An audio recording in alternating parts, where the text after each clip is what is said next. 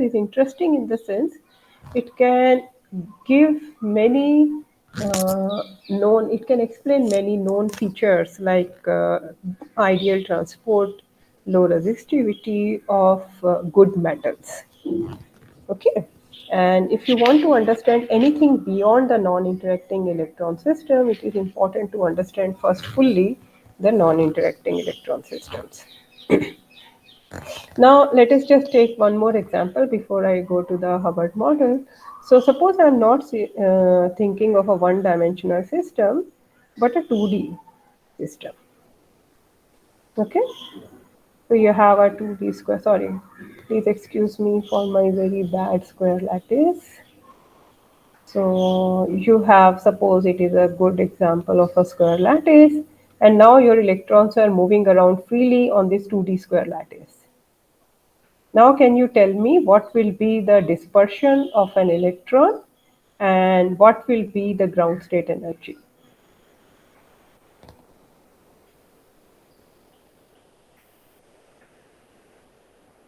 Sitaram, quickly tell me what will be the dispersion now for every k. So first of all, what are the k? K will be a vector now, right? Having how many components? Two components, right? And if I say this is Lx and this is Ly, what will be Kx, Ky?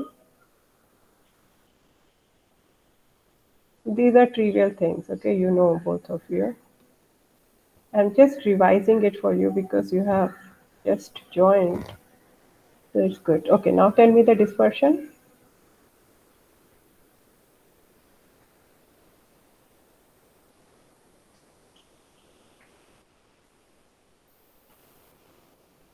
Okay, very good. Okay, so you know how to go about it.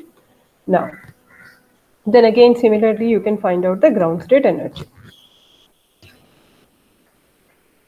Now, there is another interesting feature that is always associated with the dispersion and a given lattice is the density of states.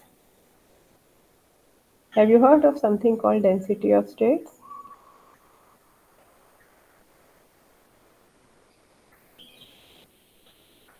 So basically, density of states tells you how many energy states are there within a small window delta kx. So if I look at a small momentum window delta k, how many energy states are there?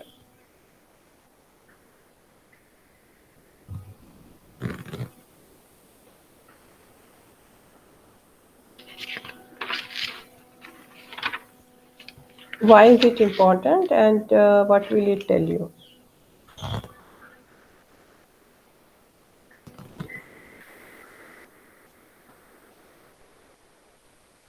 Okay, I give it as an exercise to both of you to find out what is the density of states of the 1D chain and the 2D lattice, 2D square lattice for the non-interacting case. Okay, think about it. If you don't know the answer, we will do it in the next class.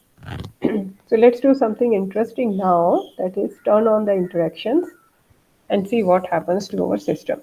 So we already wrote this Hamiltonian last time.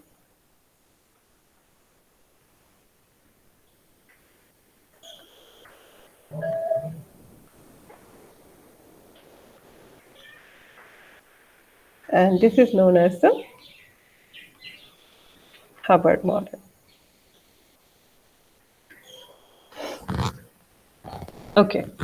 So now what interesting physics we can get out of this model just by adding this simple electron-electron repulsion among electrons which are sitting on the same side and have opposite spins. So as I already gave you a chapter to read from Fezika's book, so do you have some idea or some guess you can make what kind of interesting physics we can get?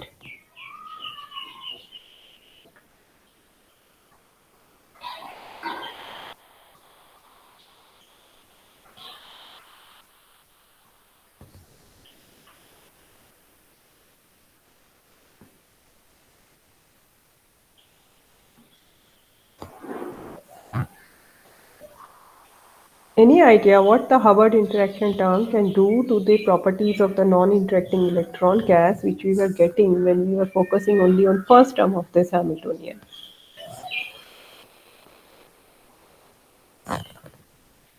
If you have no idea, then you tell that you have no idea. If you have read, you tell me what you know about it, or you can think about it.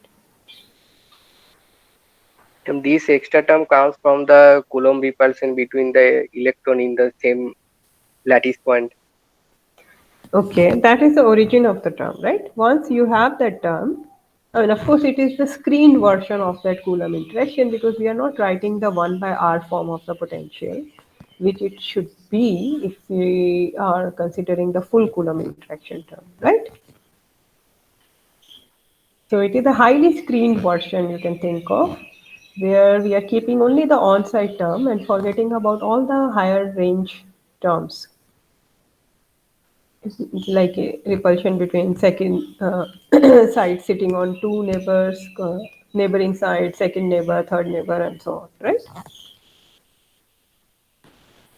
But what this term will do to the ground state, that is the question I'm asking. How the ground state will change compared to the ground state we just looked at for the non-interacting electron case when this term is present.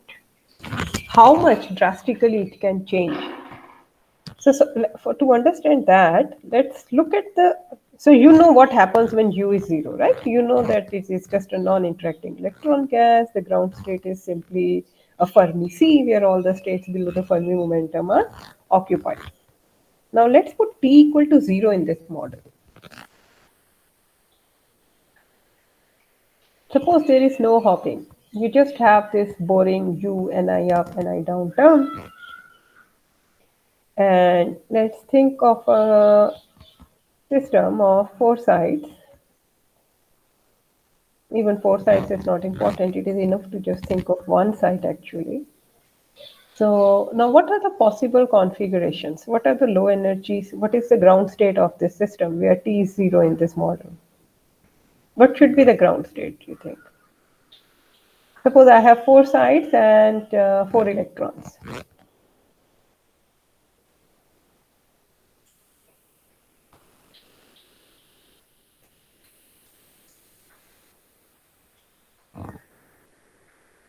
Okay, I think you are not thinking along the line I'm trying to say. Let's think of it this way.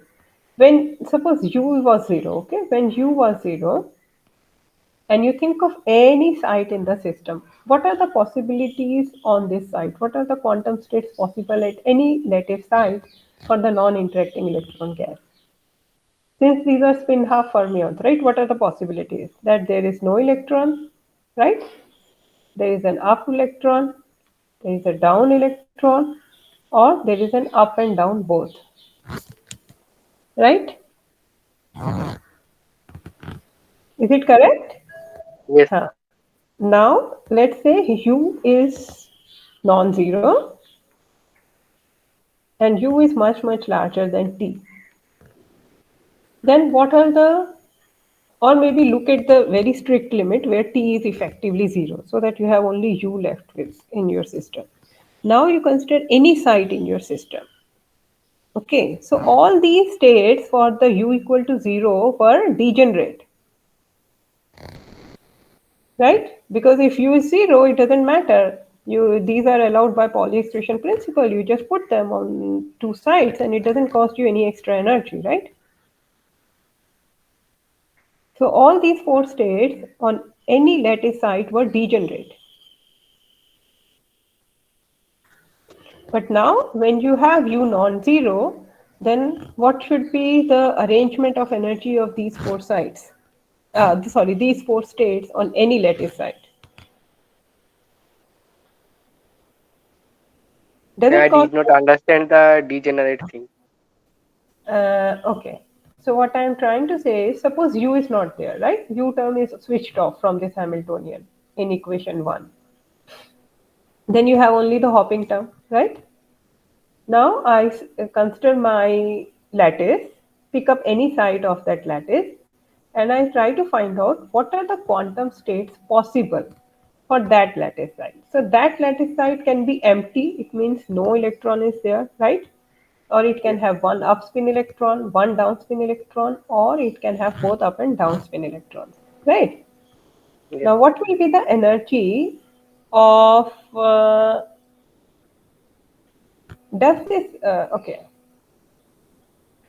Now, when I have see what this term corresponds to, the kinetic energy. It only tells you what is the energy when the particles are hopping around, right? There is no Yes, energy cost for having a particle at any site or not having a particle at any site or having two particles at any site or one particle at any site, right? yes, So all these four states will be degenerate. They will have the same energy. yes, yes. But once I turn on a U, then what will be the state which will be high in energy? Out of these four, which state will be high in energy? The state having both spin up, spin down. Right. So this is the one, which will become high in energy compared to other three. Okay. But we need to add one more term to the Hamiltonian, or maybe write it in a slightly more symmetric fashion. Then you will see actually there is one more term which will also be high in energy. So let me just rewrite the interaction part in a slightly different way.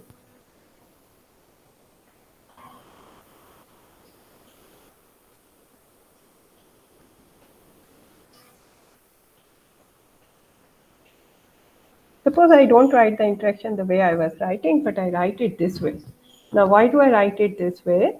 Because it just takes the density with respect to the half filling. Half filling is the point where you have the number of electrons is equal to the number of sites, because the maximum number of electrons you can have is equal to 2n by putting 2 electrons in on every site. So this is called half filling.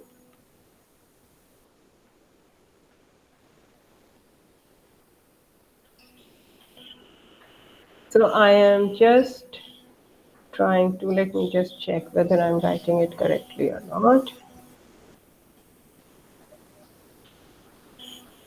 So let's just open it up. That's the simplest way to check it. We will have Ni up, Ni down. Then there is a constant which we don't care about. Then there is a 1 by 2 here, Ni up plus Ni down. Okay. So now what? So this Hamiltonian, you understand how I have opened it up, right? Sitaram, is it clear? Yeah, it's a simple multiplication of operators and rearrangement of numbers I'm doing. So suppose I add this extra term to the Hamiltonian along with the terms which I had earlier, the hopping term, the Hubbard U term, and then this term. Now, what is the significance of this term? What kind of term is this? It basically tells you that I have an effective chemical potential in my system which is equal to U by 2. Okay, and this term is nothing but minus mu sum over I and I, which means this is the, you know the meaning of chemical potential. Do you know the meaning of chemical potential, Saujanya? I forgot the definition. It is Uh, something like if we have to add an extra particle in a system which are already in equilibrium, so hmm. need some amount of energy, something. Yes, so you have not forgotten. This is the exact definition, and that is why I am calling it the chemical potential, because it tells me if I change Ni by 1, what is the amount of energy that will cost me, right? Yes, ma'am. Suppose the expectation value of the number operator changes by 1, which means that you have added a particle to your system. Then what is the change in the energy of the system? That is nothing but mu, right? Yes, ma'am. So this is Actually, when the hoping is ongoing, so huh? During the hopping, there is a extra electron comes in the lattice side. So can I count this also in the chemical potential? No, no, no, no, no. During the hopping, what is happening is, let me just draw a chain for you. So suppose you have a particle here, right? And suppose you have a particle here. So this particle can go here, right? Yes. This is what the hopping process is. But no extra particle has come from outside the system, right? Hopping is just Okay. rearrangement of the particle wherever it is allowed by the Pauli exclusion principle. So suppose there is Okay. already an up, you cannot hop, but if there is a vacancy or a down, you can hop, but you are not bringing in any extra particle from outside. Okay, at least in the hopping term that we have written.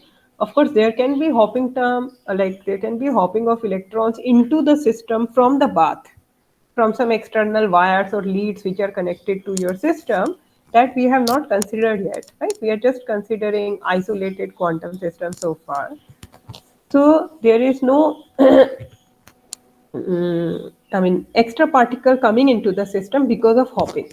Hopping basically preserves the number of particles in the system. Okay. Okay. But this Okay. chemical potential is basically like working in the grand canonical ensemble picture where you don't fix the number of particles in the system, but what you fix is the average density in the system. Okay. So now what was the main point of adding these terms? Because one is always, when you are thinking of an experimental system, you are always looking at systems which are in contact with path. So you are always thinking of systems in grand canonical ensemble in some sense. Okay, so the complete Hubbard model to be studied should be the one which I wrote just now for you. And so you have the hopping term, then you have the U term. Sorry, I'm writing it too many times. And then you have this chemical potential term, which is at specific filling. So I will explain to you that this is a chemical potential only when your system is at half filling.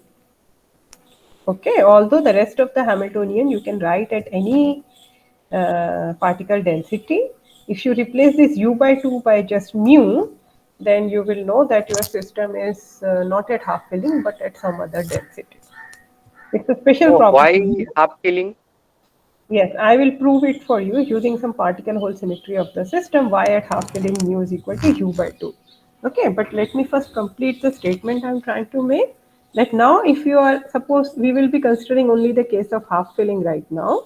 So suppose you have this Hamiltonian and now you consider the case t equal to 0. So now can you tell me what are the energetics of these four states? Which one is lower in energy, which one is higher in energy?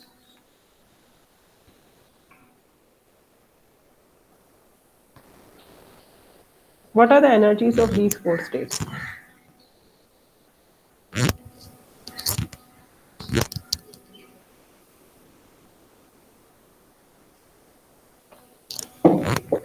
Sitaram?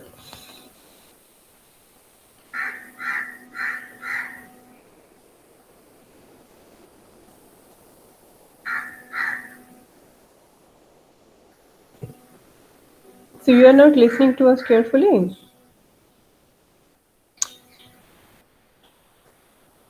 So what is the energy of these four states for corresponding to the Hamiltonian I have written in the limit where there is no hopping?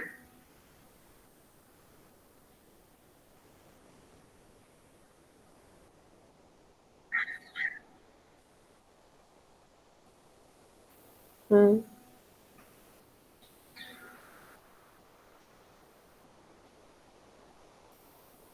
Yeah, and mu is u by 2 for the case we are looking at.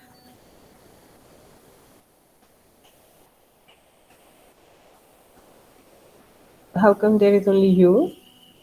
What happened to the chemical potential term? How come it is u by 2?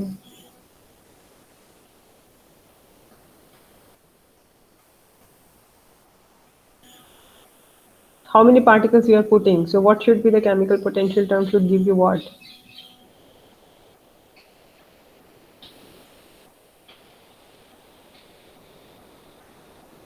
This minus U by 2 you got from chemical potential term, right? Because you had one particle at that site. If you to put if you put two particles, what the chemical potential term will give you? Yeah, right. So if you look at the particle hole symmetric Hubbard model, that is half filled case, then you will see that at any site,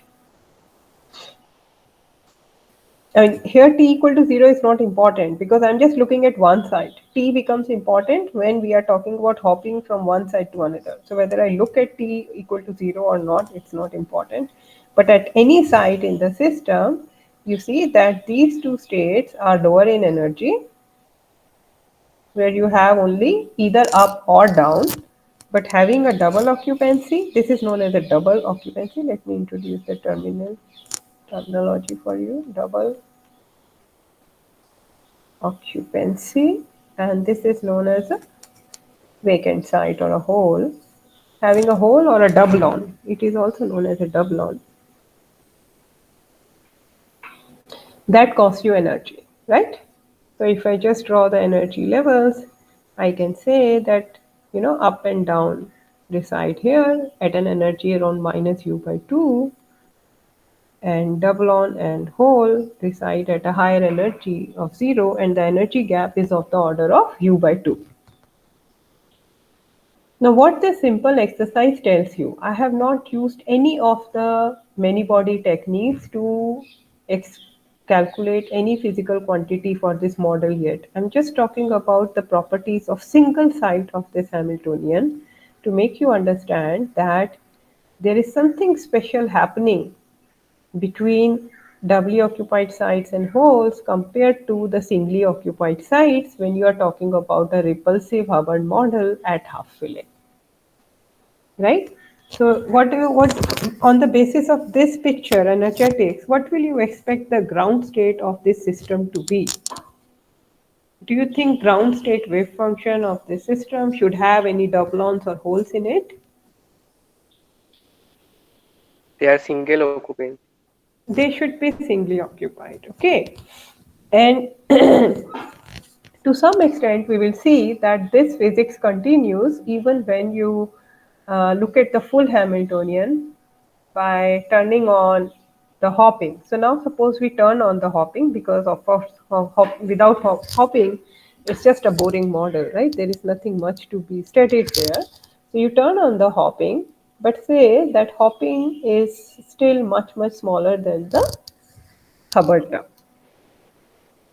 Okay, so then of course you will expect that some of the physics that we wrote should still be true, because a small amount of kinetic energy uh, cannot change the energetics of the physics of the quantum states that we were writing. So the quantum states, the kind of quantum states we had is that up and down have lower energy, and then doubly occupied and holes have higher energy. Okay, so what it basically tells you that suppose you have something like this, that Hubbard interaction is much larger than the hopping term, then ground state should be some kind of singly occupied states, and you need a large amount of energy of the order of u by 2 to create any charge excitation in the system. What is the charge excitation? That rather than having single occupancies at every site, I can have some double occupancies at some site, or I can have some holes at some site. This is the charge excitation. A charge excitation means adding an extra charge to the system, taking an up to up down, or taking a down to 0 or up to 0. It means removing a charge from that site. That is a charge excitation. And that will require a large amount of energy, which is excuse me, of the order of u by 2. So it means this kind of system will again be a insulator, and the name for this insulator is, so this is different from band insulator. And how is it different? Do you see how this, why this is this insulator is different from the commonly known band insulator?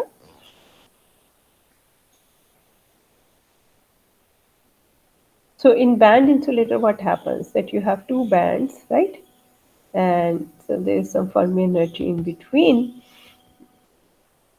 So this is occupied and this is unoccupied, and then you have a gap to take it from the occupied to the unoccupied side. But if in this system you are half filled, it means all the states up to the Fermi energy are occupied, and that's why this system will be actually under the simple band theory. A half filled system is always a metallic under the band theory, right? This you people must have read from your Ashcroft and Mermet. But now I was talking about a system which has strong electron-electron interactions. It is at half filling, and I'm giving you a very trivial example by even considering that hopping is much, much smaller than you, that for such a system must be an insulator because you need an energy of the order of U by 2 to create any charge excitations in this system. And this kind of insulator is known as a Mott insulator. We'll see all the technical details of it, but I'm just trying to convey a very simple, intuitive picture based on this model.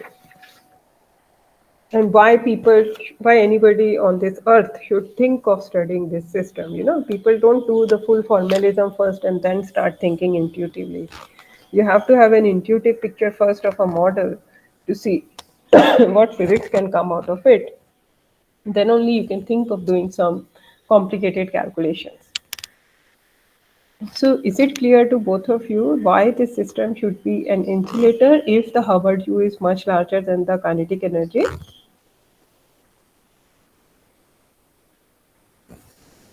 If Yes, ma'am. not, just let me know. Sitaram, is it clear to you also?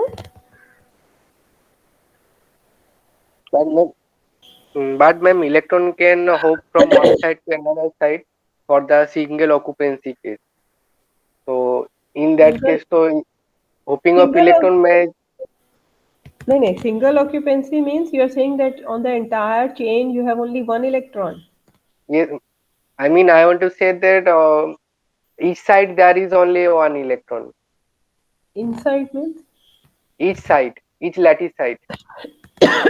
No, I mean no. each lattice point there is one electron. Each lattice site, let's draw it. Each lattice site has one electron. Okay. Yes, Now, okay, if they are parallel, of course, it cannot hop, right? But if they are anti-parallel, then also it will not hop if U is very large because any hopping will result in a hole on this side and a doublon on this side, right? Now, now this, what does it mean that it will result in a hole and doublon on this side? So you started with a state which has lower energy. We know that if you have single occupancy, it has lower energy, right? yes, And then I do the hopping and I end up in states which are higher in energy by an amount U by 2. So hopping will be possible, but that hopping will take you to some very high energy state in the Hilbert space. It will not take you to some state close to here, you know. So it will not be a part of the ground state. Is it ma'am. clear? What? Yes, ma'am. Ma'am, what happened if the number of electron Hmm. is less than the number of lattice point? Is less than. Yes. Yeah. So Then if the maybe number if of the sum of the lattice point is vacant. Very good mm, point. Okay, and that is the point where even if U is very large, this system will keep giving you a metallic phase. Very good point, Saujanya. So, Sitaram, you understand what Saujanya is saying? He's saying that you take a lattice, okay, and suppose you have the six sides, and I put only four electrons, and then two sides are left empty. Now, of course, this electron can hop easily, okay, and it can hop back, then this can hop here, oh sorry, yeah, they can hop and this can also hop. So there is a free hopping. And in fact, what you have suggested is exactly behind the physics of something called high TC superconductors, where we know that a Hubbard type model in this limit of very large Hubbard U, you know, gives the Mott insulating phase of that compound. But when you dope the system away from half filling, it becomes not only a metal but a superconductor. Okay, so since you have raised this very interesting point, let me just draw the phase diagram of that high Tc superconductor for you and try to explain it very intuitively. So this is the whole doping, which Sojourner just pointed out. Okay, this is some Tc. So what we see here is that you have a antiferromagnetic Mott insulator close to half filling. Once you dope it sufficiently with holes, the system become a D wave superconductor, and this is how the Tc behaves. And after this, it is just normal metal. It's just a normal phase. And there's some stuff happens here, but I'm not going to talk about it right now. So you see, once you create enough doping into the system, so these are real materials, okay? So there are at least hundreds of materials which belong to this class, and all of them can be described by strongly correlated limit of the Hubbard model, okay, large U limit. And what you see is that if the system is half filled, delta equal to 0 means system is half filled, then the system is an antiferromagnetic Mott insulator. I have just told you very intuitively what a Mott insulator means. I will tell you exactly what antiferromagnetic Mott insulator means. But when you turn on certain holes into the system, then as you just pointed out, the electrons can hop around freely, you know, and it results not only in a metallic phase but a D wave superconducting phase at low temperature, and at high temperature, of course, it's a metal where the superconductivity is lost. Okay, so it's very good to think intuitively about a model without doing any complicated calculation, because then only you know whether this is a good enough model to describe the experiment or the physics I want to study or not. Okay, so now you know that Hubbard model can actually give you a metal to insulator transition by changing the density. So a system at half filling in the large U model can be must be an insulator, but when you dope it with when you allow certain number of holes into the system, the density is less than half filling, then it becomes a metal. And when at half filling it is an insulator, it's a very special type of Mott insulators where doublons and holes in the system are very high energy states compared to single occupancies. So you can have metal insulator transition in this system in two ways, okay? So Hubbard model will give you metal insulator transition, and that's what it is popular for, okay? So you can study metal insulator transition, which has been seen in many materials, like vanadium oxide was the first material where metal insulator transition was seen, and then you have this high Tc superconductors where you have metal insulator superconductor and all these things. Okay, so excuse me.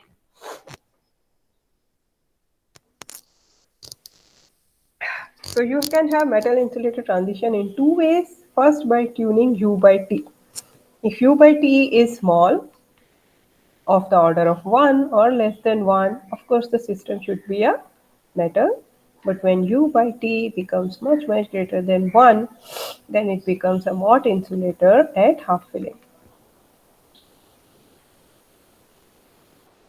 So even at half filling, one can tune these things, and then of course by tuning density of electrons, this is the better criteria. I mean, density of electrons. So if any less than 1 or any more than 1, you have a metal or even a superconductor. But for any equal, sorry, I should write n, and any equal to n, you have a Mott insulator. Okay. Now there is third degree of freedom here, which I have not. Actually, there are many. So there are many other ways of introducing metal to insulator transition in a Hubbard model. So if you remember, I was talking about either 1D chain, right, or a 2D square lattice.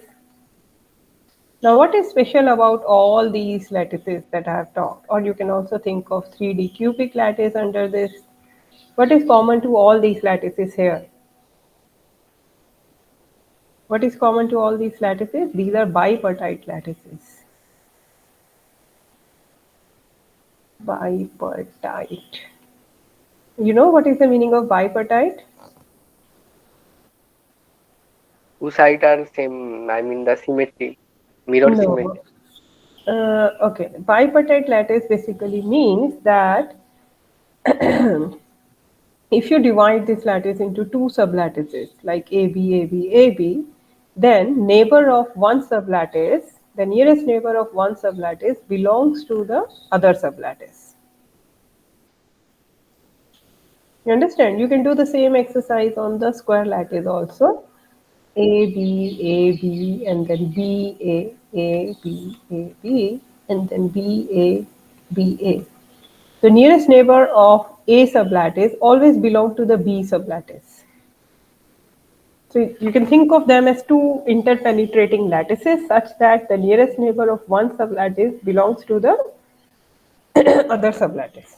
You will never have a nearest neighbor of the lattice belonging to the same lattice itself. You understand? So the hopping is always between A to B, both on 1D, 2D, and 3D lattices. You understand? So, but there can be other lattices like triangular lattice and things like that. Okay, I need to tell you something more about the hopping and Brilliant zone in order to appreciate that point. But okay, so there are some other lattices. You know, if the lattices are not bipartite, then also you can have other kind of metal insulator transitions. And then one possibility is having some term in the Hamiltonian. So this is say the Hubbard model Hamiltonian. If I add some term.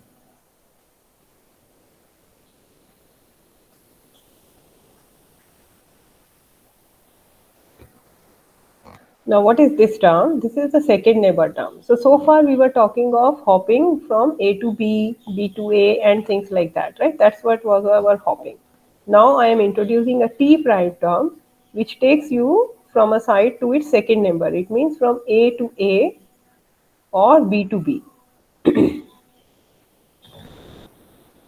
Okay. So we will see at some point in this lectures that if you have sufficient strength of the next nearest neighbor hopping, then also it can lead to a metal insulator transition. And why is it so? Because as I will show you, the next nearest neighbor hopping actually breaks particle hole symmetry of the system.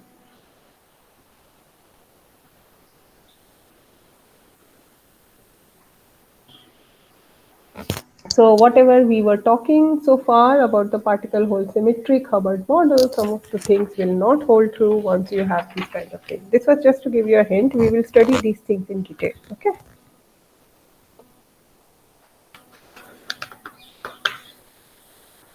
Every symmetry we get a conserved quantity. So for particle hole symmetry, which conserved quantity we get? Which symmetry? I mean, by the Noether's theorem says that every symmetry we get a Hmm. conserved quantity. So Hmm. particle hole symmetry, which conserved quantity we get? You tell me what conserved quantity you will get for the particle hole symmetry. You have to find out all the conserved quantities for me for the Hubbard model. Okay. That's why we talked about all the algebra of these creation annihilation operators in detail so that you can find out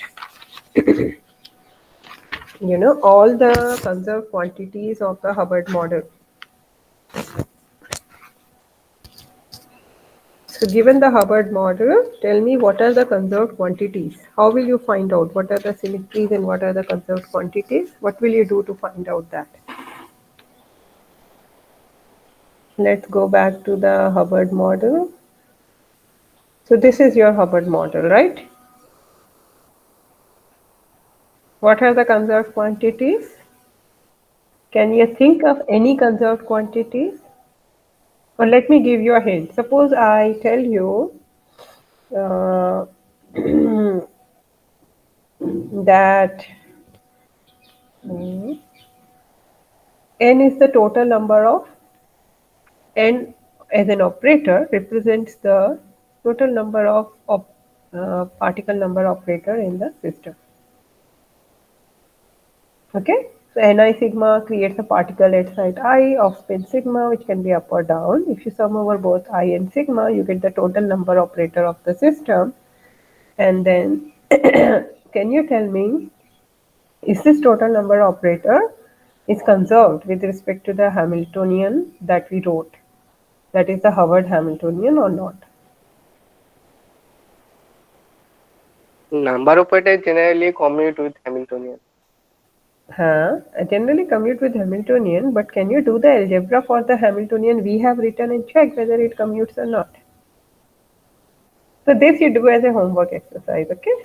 I will give a typed assignment to both of you so that you do some exercises and find out. So as you said correctly that number operator generally commutes with the Hamiltonian. And why is that generally commutes with the Hamiltonian? Why does it hold true?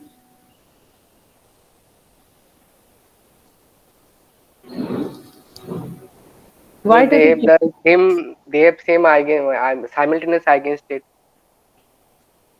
That is a consequence of A that I have written, right? What you are telling me is that if two operators commute, they have a common set of eigenvalues. That all of us know from the property of matrices, right? Actually, we can write Hamiltonian in terms of number operators, so it's Uh-huh. basically common. But do you think all the terms in our Hubbard Hamiltonian are written in terms of number operators? Let me show you the Hamiltonian again. Is it written in terms of number? Every term is in terms of number operators. What about No, this not hopping every term? term. What about the hopping term?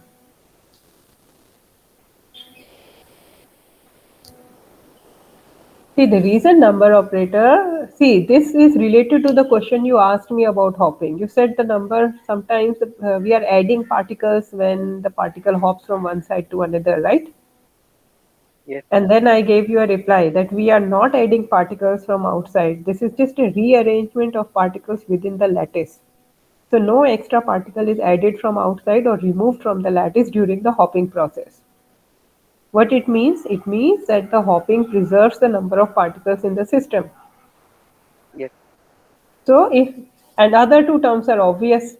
This is just total number operator and this is also just a product of spin dependent local number operator. So they will not change the number of particles. So is there any term in the Hamiltonian that will change the total number of particles?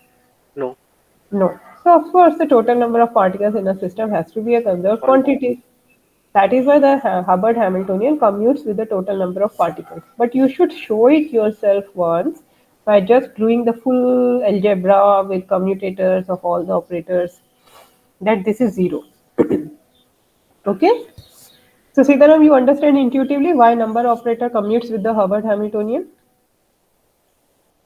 If I write another Hamiltonian, okay, let me not confuse you people, I will give you an assignment. So what it means is that you can choose to work. Suppose somebody asks you to diagonalize the Hamiltonian matrix for the Hubbard model. Okay, you can choose to work with a fixed number of particles. You can choose to work with a fixed number of particles, right? Is it obvious? Yes, So you can just work with different number of particles, or you can also take an ensemble average of those different number of particles within the grand canonical picture.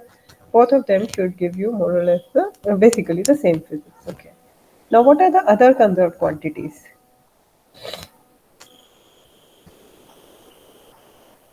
Can you think of anything else? Let me write down an operator and let me see if you understand what is the meaning of that operator.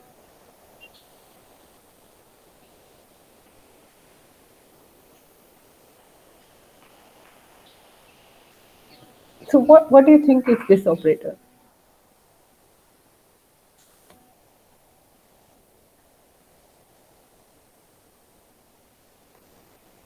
Have you seen this operator anywhere?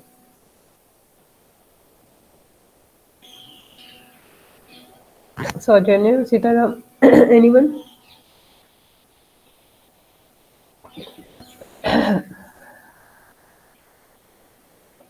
Do you know what it is doing, this operator?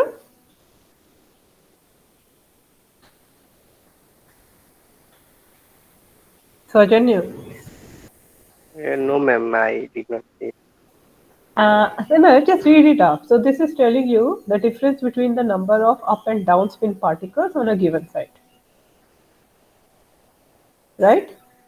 Yes, And then some normalization factor of half, which is not very important. You can even forget about it. But basically, what it is giving you the difference in number of up and down spin particles. So when do you look at the difference in number of down and up and down spin particles? It basically gives you some kind of magnetization, right, in the system.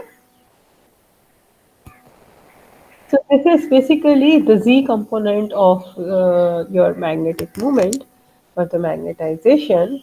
And if I calculate the total SZ operator, which is sum over all sides of SIZ, I claim that this also commutes with my Hubbard model, the Hamiltonian. Do you agree with this? Or can you intuitively think about it?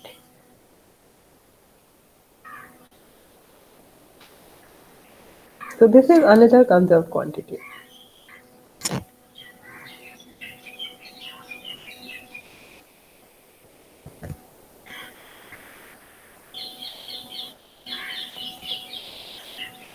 Can you intuitively think?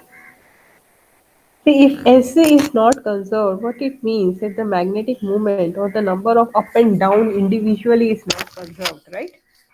Now you have to go back and look at your Hamiltonian and see, is there any term in the Hamiltonian which is not preserving the number of up and down individually, which can change the number of total number of up and down particles in the system? So hopping term. Hopping is just making a particle hop from one side to another. It can happen that some up was there on some side, and after say 10 minutes, that up particle has gone from that side, but it is somewhere sitting in the lattice. It has not gone out of the system, right?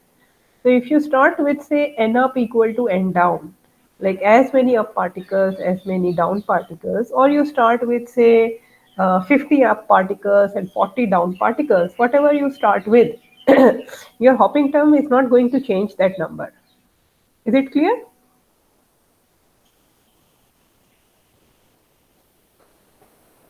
Is it clear to you that the can hopping is going to can you preserve? repeat? I'm saying, suppose you start with certain number of up particles. Okay, suppose you have 10 sides. Okay, and you have say 5 up particles, and you have say let's not take 5. You have say 6 up particles and 4 down particles. Okay. Now, during the hopping process, do you think these numbers will change? No, they will be same They after will be hopping. same, right? And if you look at the Hubbard U term, do you think these numbers will change? The Hubbard U term will give you something non-zero only if up and down are sitting together. If they are singly occupied or vacant sites, Hubbard term will not do anything at all, right? It will Yes, just give you back the same state with zero energy, right? There is no dynamics involved in the Hubbard term, right? yes, And similarly, this simple last term, chemical potential term. So none of the terms, see, if you think of this model, it's a very simple model. And the beauty is that it can explain complicated materials like high DC superconductors. Okay. So this is a very simple model, and the way it is constructed, you see that the total spin operator, SZ operator, is also a constant of motion. It is also a conserved quantity. You have to check all these things by doing trivial algebra. Okay, it's a very simple algebra, and you just need to get used to these things by simple. I mean, you will just basically use the commutator properties and anti-commutator properties of C dagger sigma, C sigma to prove A and B. Okay, because Hamiltonian is written in terms of this, and the number operator is also a combination of C daggers and C, and SIZ, total SZ operator is also a combination of these. So you just have to use these relations a couple of times to prove A and B from scratch, rather than you know intuitively that it should be true. So now it should be easy for you to prove it. Now, what are the other symmetries of this Hamiltonian? Of course, the system has translational symmetry in the sense that if you go from I to, sorry, I got it. See, I to I plus L, the Hamiltonian is basically invariant, right?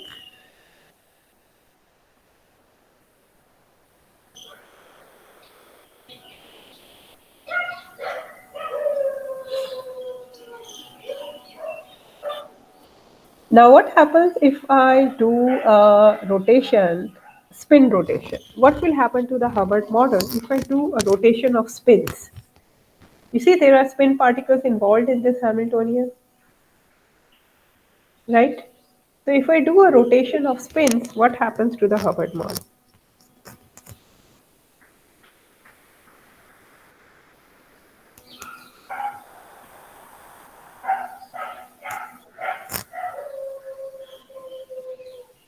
You understand the meaning of rotation in the spin space, right?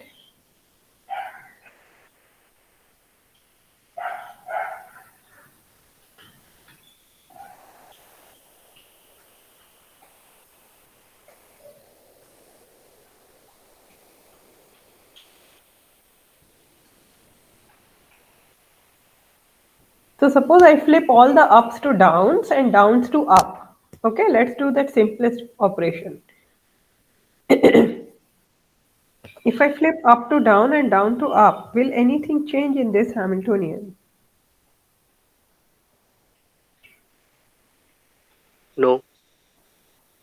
So the Hamiltonian will remain invariant. Of course, if I look at the expectation of the SZ operator, that will pick up a minus sign. Okay, you understand what I'm saying? Because if I flip up to down and down to Yes. up, the Hamiltonian will remain invariant, but some of the other operators, like SZ operators, can actually pick up a minus sign. Now, coming to the particle hole symmetry, okay, I just want to do particle hole symmetry today and show you that the chemical potential is U by 2 for the half wave system.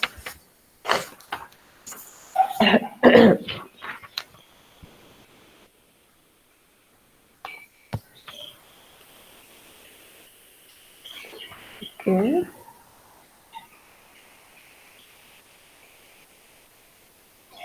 if I'm going too slow, you should tell me, okay? Because different students like the lectures in different format. Since only two of you are there and half of the things I want you to read, if it is going too slow for you, just let me know, okay?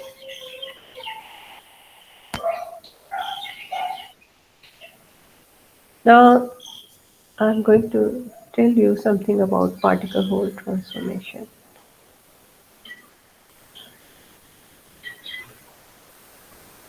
Now, what is particle hole transformation? Suppose I have a unitary operator, okay, and I operate it on Ci down such that it gives me. Now, I'm going to do some tricks in writing it. And if I operate this,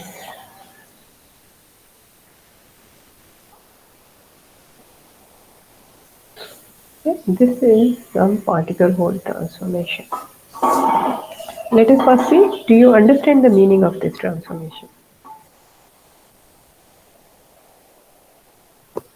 And this is just a unitary transformation. Some kind of transformation. It is not just, I mean, of course, you need some unitary operator here, okay, such that. So, but the important thing is, I have not yet told you what is this unitary operator, right? What I'm telling you is that what it is doing. You start with the annihilation operator for say downspin at site I, And what you end up getting is a creation operator at the same site with the same spin. So rather than having an annihilation operator is what you started with, what you get is a creation operator with some phase factor. I'm just writing a very simplified form of that phase factor for the kind of simple lattices we are looking at. Okay. In general, it can be some EI phi. Similarly, if you start with the annihilation operator with upspin on site I, this transformation gives you a creation operator for upspin at the same site I along with a phase factor. Sitaram, you want to say something?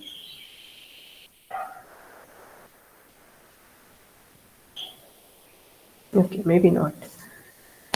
So this is, as you can see from the name, this is of course a particle hole transformation. Why? Because we are mapping an annihilation operator with a creation operator for a given spin along with some phase factors. Okay, that is why it is called particle hole transformation, because an operator which could have created a particle after this transformation will be actually become an annihilation operator, and it will not create a particle but it will create a hole. Now suppose we do this transformation on the Hubbard model. So we have our Hubbard model and we do this transformation on that. Then what will happen? So what will happen to the hopping processes? Let's look at the simple hopping processes. What should happen to the hopping processes under this transformation? Can you do it on your own and tell me what should happen to the hopping processes? Have you seen this thing before?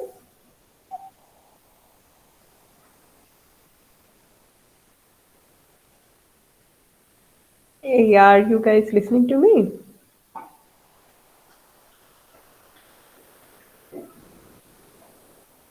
I don't even know whether you are there in the class or not. I'm not getting any response. Yes, yes, I'm listening.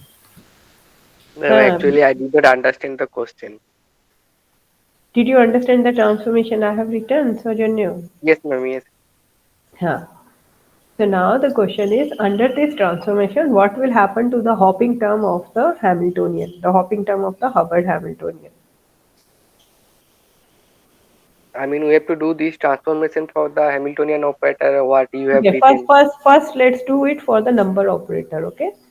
Suppose you have a ni operator. If you do this transformation on the number operator, what will happen? So the number operator is just C dagger I C I, right? And then sigma sum over sigma. This is the number operator, right? So based on this transformation, C dagger I sigma will become some minus 1 to the power I C I sigma, right? And then C I sigma will become minus 1 to the power I C dagger I sigma. Is it clear? Are you guys with me? Sitaram? Hmm. So what it has become now? What the number operator has become?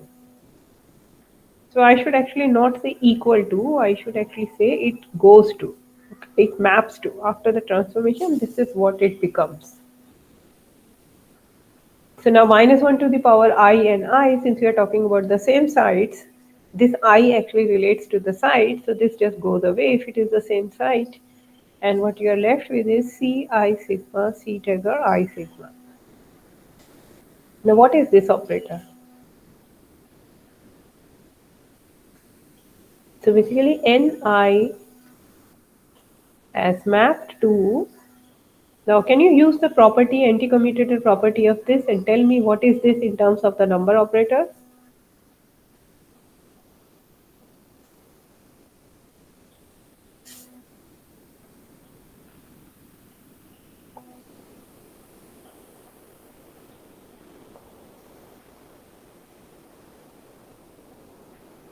1 minus number operator.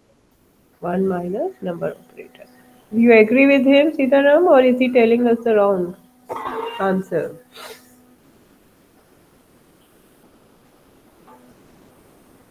So when such an identity can hold that Ni becomes 1 minus Ni, does it hold always? Can it hold always? No. Yes. If it, I mean, for the symmetry, this will, because the number of pole and number of electron here are the same, so that's why it's told.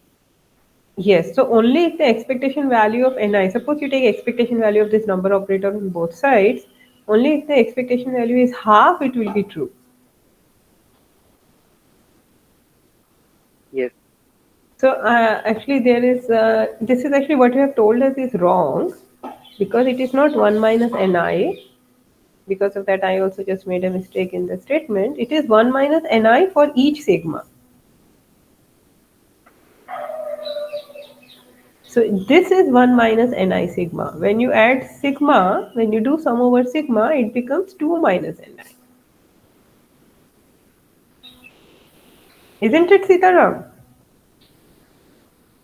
So you were said yes earlier also when Sojanya missed a factor of 2. Now also you are saying yes. You have to listen carefully, no? So Ni goes to 2 minus Ni. And when is that possible? It is possible only if Ni is equal to 1. That is the half filling. Ni equal to half is not the half filling, that is the quarter filling. You understand how n equal to 1 is the half filling. N equal to 1 means number of electron is same as the number of sites. That corresponds to density 1, right? The ratio of these two is equal to 1. And that is half filling because half of the maximum occupancy allowed. N equal to 2 is the maximum density allowed. This is clear, right? This is a simple point.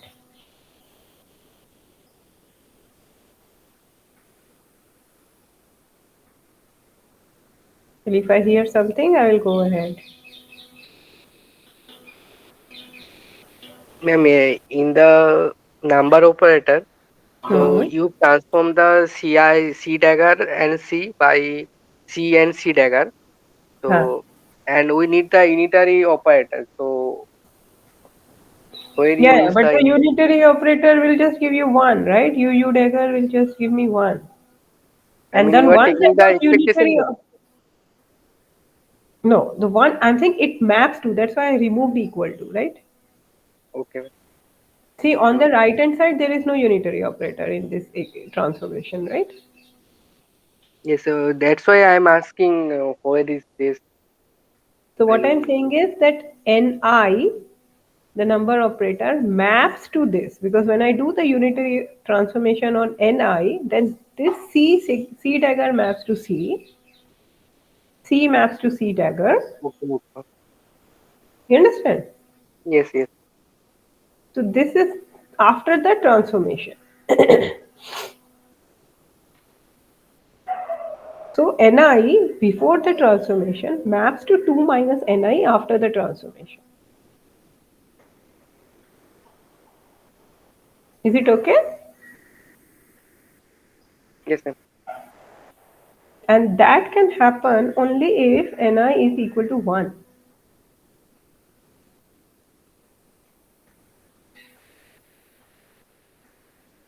Okay, we should actually do it over the sum over I, total sides equal to 1 average. I'm just skipping some of the write up. So I will give you the full calculation for you in the assignment, then it will become more clear that of course, the particle hole transformation, particle hole symmetry can hold true only when the system is at half filling, and that's what it is leading us back to that n equal to 1. Then you can have this mapping makes sense that C up, C down can become C dagger down, and C up can become C dagger up.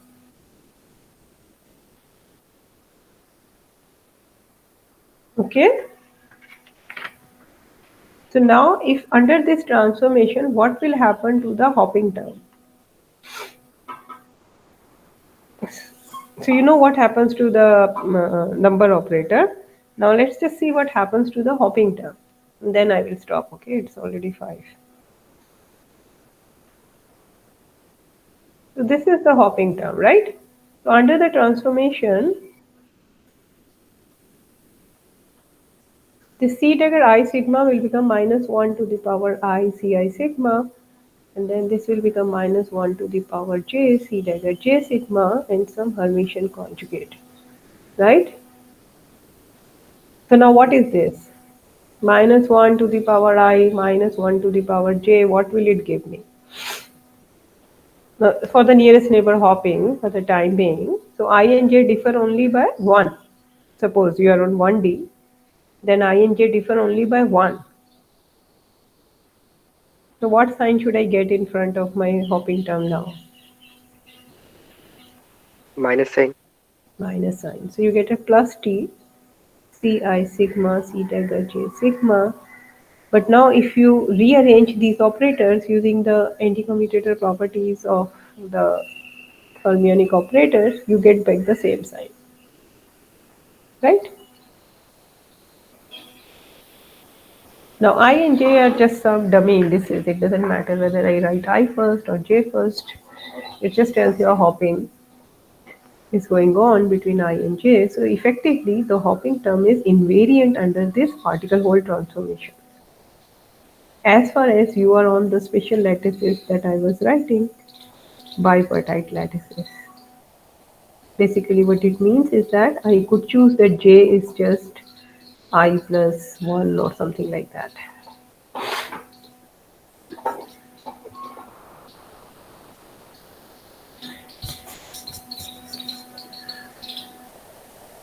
Okay, and now you should check as a homework thing what happens to the hub U term and what happens to the chemical potential term. Do the particle hole transformation and check what happens to the Hubbard U term and the chemical potential term. And when you compare the transformed Hamiltonian, with the original Hamiltonian, sorry, the H goes to H tilde. When you compare the original Hamiltonian and the transformed Hamiltonian, you should be able to show that mu is equal to U by 2 at half filling.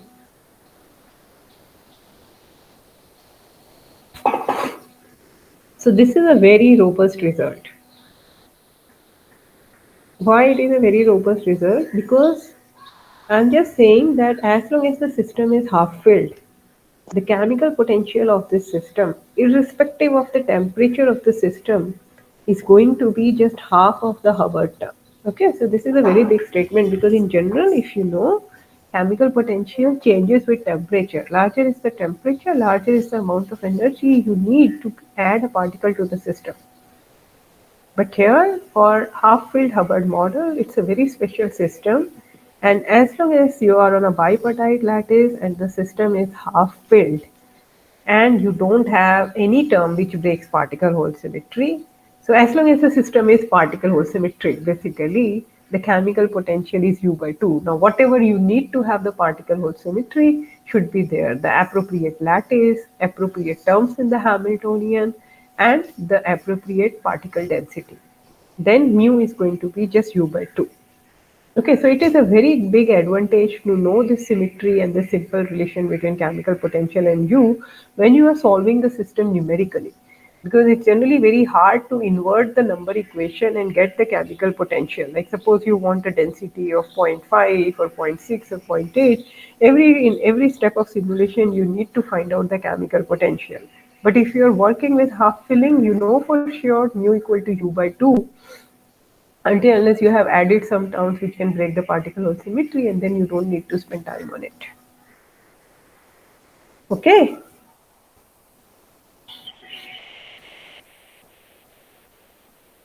anything you people want to say? Sitaram, Saujanya, Shudeep.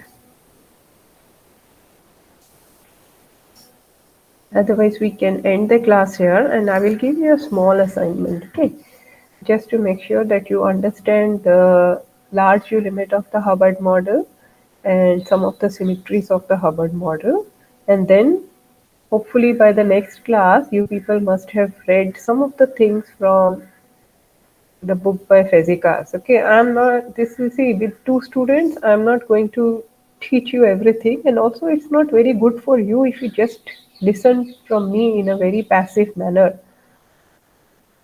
You are here for doing research and you should start actively reading, and you plan to research in condensed matter physics, so you should be actively spending time in reading textbooks and papers and reviews, and that's when you will really start getting a feel of the subject. Of course you cannot do it all alone, and that is why we will be discussing everything in detail in the class. Okay, but you should also take some initiative to read things based on the references I gave you. Okay, anything you want to ask, Sajanya, Sitaram? No, ma'am.